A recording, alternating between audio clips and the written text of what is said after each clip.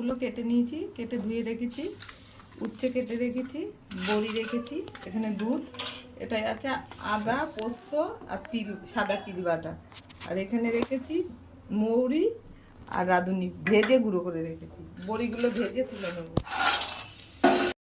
এবার তুলে নেবো।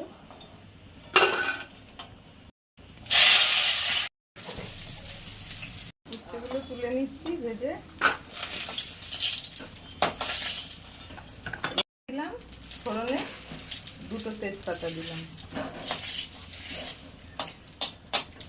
এবারে মশলাটা দিয়ে দিলাম পোস্ত, সাদা তিল, আদা বাটা।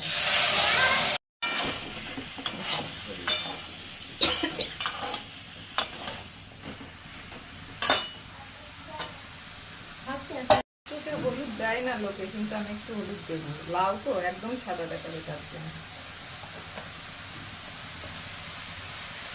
লবণ দিলাম,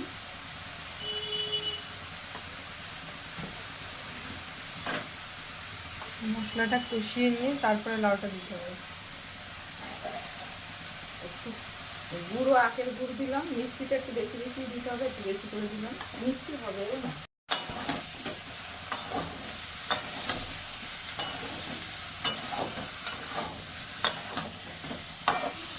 দিয়ে দিলাম, পরে দুধটা দিয়ে দিলাম, দিয়ে দিলাম, আর একটু কষিয়ে নেবো। তারপরে ওই আমুল দুধ গুলিয়ে রেখেছি ওটা দিয়ে দেবো। ঠিক আছে, এবার এই যে আমুল দুধ গুলিয়ে রেখেছিলাম দিয়ে দিলাম। আমি তো 1 প্যাকেট দুধই দিয়েছি, এতেই হয়ে যাবে। বেশি লাউয়ের পরিমাণ হলে বেশি দুধ দিতে হবে।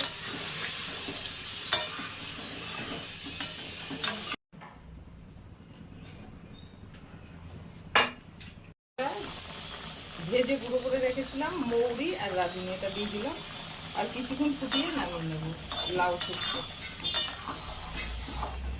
ঠিক আছে, আমি নামিয়ে দিয়েছি।